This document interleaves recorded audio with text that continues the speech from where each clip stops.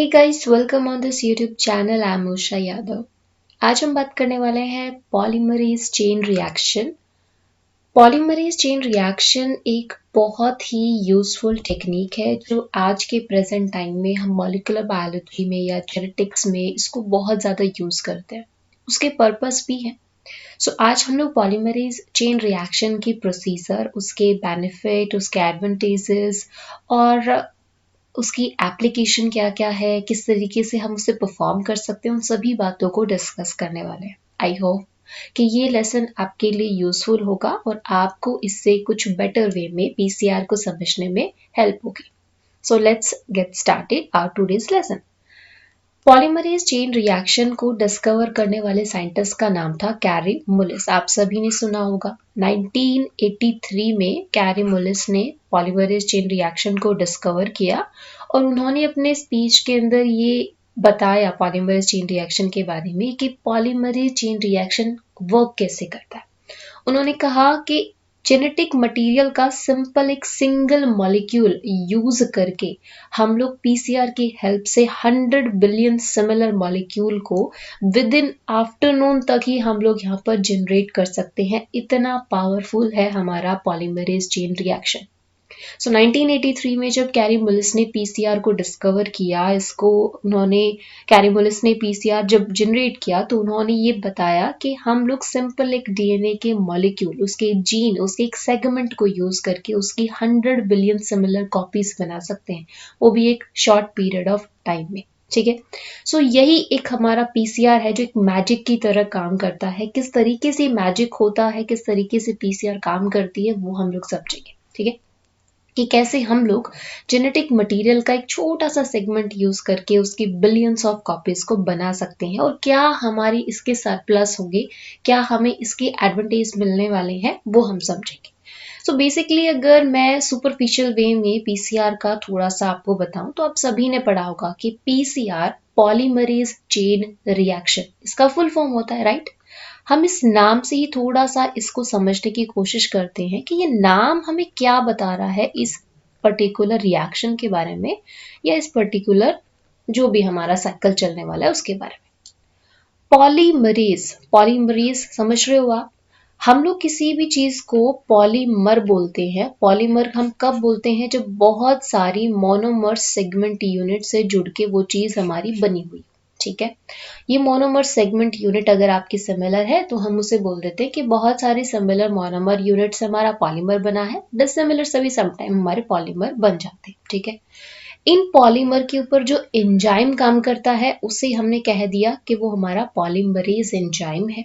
ठीक है, chain reaction, क्योंकि पॉलीमरेज चेन रिएक्शन के अंदर हमारे पास एक पूरा कैस्केड चलता है, एक चेन चलती है। ठीक है, इसीलिए इस प्रोसीजर को, इस प्रोसेस को हमने नाम दे दिया पॉलीमरेज चेन रिएक्शन, जो एक पॉलीमर के ऊपर काम करने वाली है। यहाँ पर जो पॉलीमर होगा वो हमारा जेनेटिक मटीरियल है और जेनेटिक मटीरियल आपको पता है या तो हमारा जेनेटिक मटीरियल आरएनए की फॉर्म में होगा या हमारा जेनेटिक मटीरियल डीएनए की फॉर्म में होगा।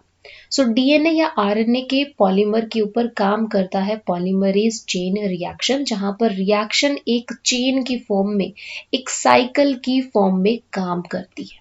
ठीक है, तो इस साइकिल के मेनली 3 मेजर स्टेप होते हैं। सबसे पहला हमारा स्टेप होता है डीनेचुरेशन का। ठीक है, दूसरा हमारा स्टेप होता है जिसमें हम कहते हैं कि हम एनिलिंग करा रहे हैं। थर्ड हमारा स्टेप होता है जिसे हम कहते हैं एक्सटेंशन का, राइट। एक्सटेंशन का यहां पर हम कह सकते हैं हमारा थर्ड स्टेप होगा। ये जो हमारा रिएक्शन होता है पॉलीमरेज चेन रिएक्शन, ये हमारा टेम्परेचर सेंसिटिव होता है। टेम्परेचर सेंसिटिव इसलिए है क्योंकि आप जब इस रिएक्शन को समझोगे ना तो आपको समझ में आएगा कि टेम्परेचर का इतना वेरिएशन हमें देखने को क्यों मिलता है। सबसे पहले स्टेप की अगर मैं बात करूं, डीनेचुरेशन। डीनेचुरेशन का मतलब है हम डीनेचर्ड कर रहे हैं। किसको कर रहे हैं? जिस पॉलीमर पर हम काम करने वाले हैं। हम यहाँ पर कौन से पॉलीमर पर काम कर रहे हैं? तो आपको पता है कि यहाँ पर हम काम कर रहे हैं डीएनए या फिर हम आरएनए पर काम कर रहे हैं। अब हमें पता है कि अगर हम डीएनए को लेके चल रहे हैं तो हमारा जो डीएनए है ये डबल स्टैंडर्ड फॉर्म में होता है ना। अब अगर मेरे पास डबल स्टैंडर्ड डीएनए है तो क्या मैं यहाँ से उसकी कॉपीज बना सकती हूँ? तो आंसर होगा नहीं। क्यों नहीं? क्योंकि आप याद कीजिए कि हमारा जो डीएनए है इन नेचर रेप्लिकेशन की प्रोसेस के थ्रू रेप्लिकेट होता है, अपनी मल्टीपल कॉपीज बनाता है, ठीक है। पॉलीमरेज चेन रिएक्शन का जो कॉन्सेप्ट है ना, बेसिकली हमारी रेप्लिकेशन के कॉन्सेप्ट के ऊपर ही डिपेंड करता है। जैसे नेचर के अंदर हमारा रेप्लिकेशन होता है, सिमिलरली हम लोग डीएनए के एक सिंपल से सेगमेंट को यूज करके यहाँ पर उसकी कॉपीज बना रहे हैं, बिल्कुल रेप्लिकेशन की तरह ही हम लोग यहाँ पर बना रहे हैं। बस इस प्रोसेस को हमने अपने हिसाब से थोड़ा सा मॉडिफाई किया हुआ है, क्योंकि ऑफ कोर्स हमारे पास नेचुरल कंडीशन तो है नहीं, है ना। तो इसीलिए हमने क्या किया, हम जब नेचर में देखते हैं कि रेप्लिकेशन जब भी होता है, हमारे पास एक डबल स्टैंडर्ड डीएनए होता है, हम उसको डीनेचर्ड करते हैं। हेलिकेज एंजाइम आपको याद है, हेलिकेज एंजाइम क्या करता है? अनवाइंडिंग करता है डीएनए की, है ना।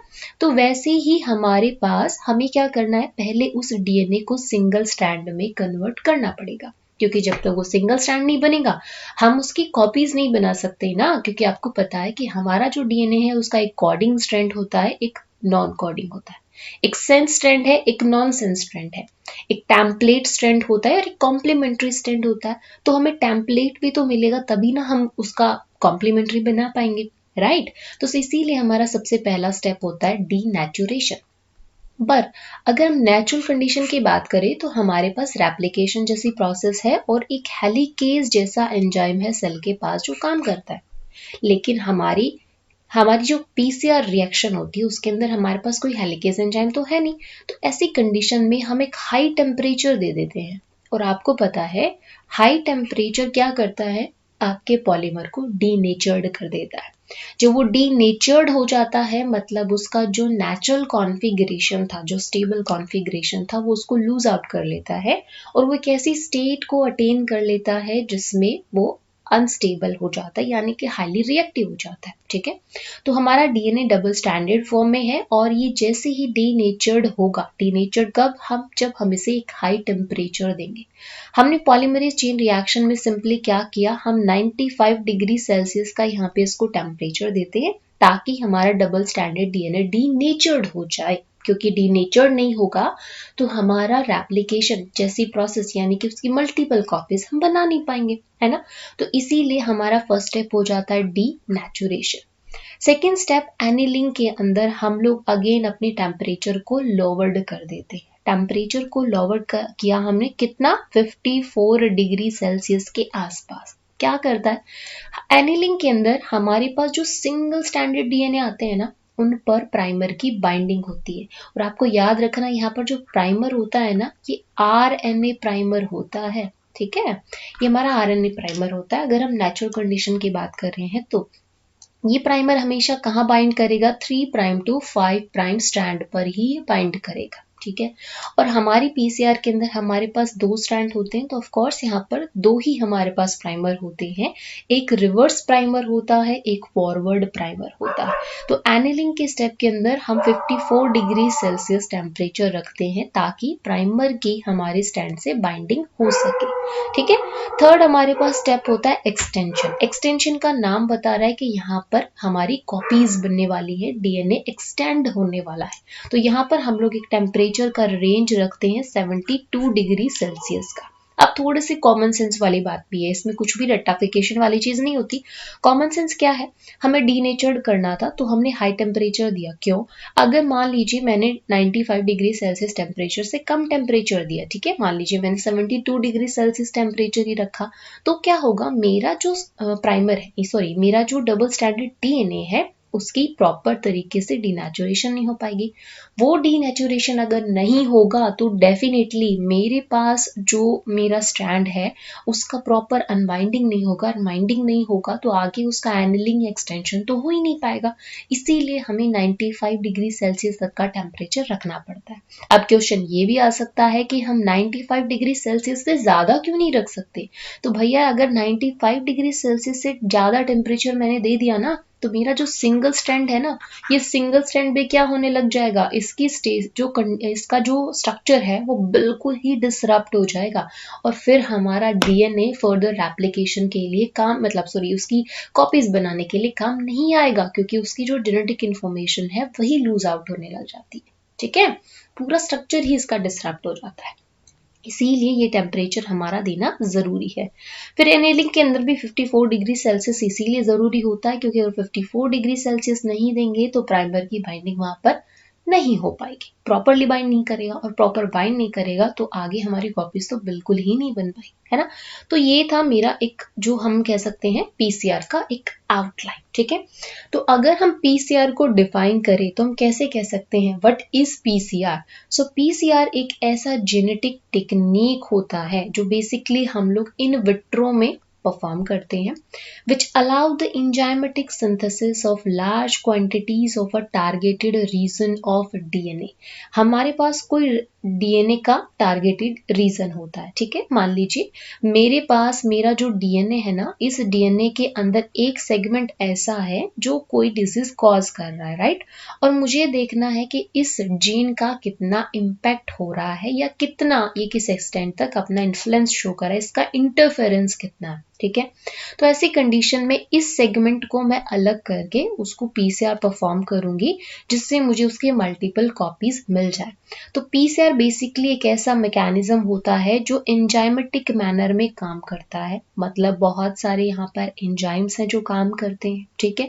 टारगेटेड डीएनए होता है हमारे पास और हम उसकी एक्सपोनेंशियल मैनर के अंदर मल्टीपल कॉपीज, बहुत सारी copies, millions of billions of copies हम उसके सिंथेसाइज करते हैं। DNA synthesized in the same manner, उसी तरीके से हमारा डीएनए सिंथेसाइज होता है जैसे इन विवो कंडीशन के अंदर होगा। बस क्या होगा, यहाँ पर जो कंडीशंस हैं वो तो हमारी थोड़ी मैनुअली हम लोगों से कंट्रोल करते हैं, और यहाँ पर चीजें हमारी कैसी हो रही, साइक्लिक फॉर्म में हो रहा है, एक मशीन के अंदर चल रहा होता है, ठीक है। ओके, तो एक बार हम फिर से पीसीआर को समझ लेते हैं कि पीसीआर का रिएक्शन काम कैसे करता है। सबसे पहले हमारे पास टेम्पलेट डीएनए है, टारगेटेड डीएनए होता है। हम उसे 94 डिग्री सेल्सियस से 98 डिग्री सेल्सियस का टेम्परेचर, हाई टेम्परेचर से उसको ट्रीट कराते हैं ताकि उसका डीनेचुरेशन हो सके। डीनेचुरेशन के बाद हमारे दोनों जो स्ट्रैंड है वो बिल्कुल सेपरेट हो जाते हैं। देन हम उसे एक और टेम्परेचर का ट्रीटमेंट देते हैं 30 सेकेंड्स के लिए, 55 से 70 डिग्री की रेंज तक। वैसे हमारा ऑप्टिमम टेम्परेचर यहाँ पर 54 डिग्री सेल्सियस होता है, जो हमारा एनिलिंग में फायदेमंद होता है। एनिलिंग जहां पर प्राइमर की बाइंडिंग होती है। प्राइमर यहाँ पर दो होते हैं, एक फॉरवर्ड प्राइमर होता है, एक रिवर्स प्राइमर होता है। जैसे ही प्राइमर की बाइंडिंग होगी डीएनटीपीज प्रोवाइड किया जाएगा। डीएनटीपीज के प्रोवाइड करने के बाद हम लोग उसको 72 डिग्री सेल्सियस का टेम्परेचर देते हैं और यहाँ पर हमारा एक्सटेंशन हो जाता है टैग डीएनए पॉलीमरेज की हेल्प से हमारी पर्टिकुलर स्ट्रैंड का, जिससे हमें, अगर हम इसकी साइक्लिंग करते हैं, हम 30 टाइम साइकिल इसकी चलाएंगे या जितनी बार भी हम चाहते हैं उतनी हम मल्टीपल कॉपीज अपनी बना लेते हैं with the help of this PCR method, ठीक है। तो ये तो था हमारा पीसीआर का एक ओवरव्यू। नेक्स्ट लेसन के अंदर हम लोग समझेंगे डिटेल्ड में कि पीसीआर के लिए क्या क्या चीजें आपको जरूरी है, क्या इसके एप्लीकेशन है, कौन कौन से अलग हमारे पास अभी पीसीआर अवेलेबल है। So I hope guys आपको समझ में आया होगा. Thank you so much guys for watching this video. If you like this video, please hit the like button and subscribe my channel.